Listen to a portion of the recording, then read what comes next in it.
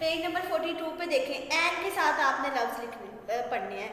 An elephant एक हाथी, an egg एक अंडा, एन आउल एक उल्लू, एन एप्पल एक सेब, एन एक्स एक कुल्हाड़ी।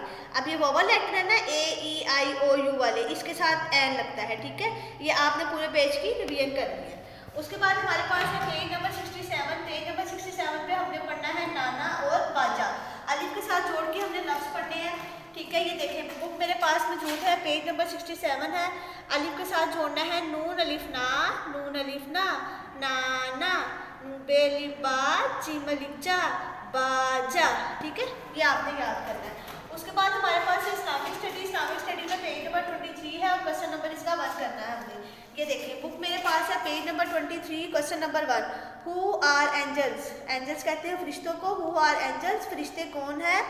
The servants of Allah almighty, ये अल्लाह ताला के नौकर होते हैं। The servants of Allah almighty, जो अल्लाह ताला का पैगाम हम तक पहुँचाते हैं।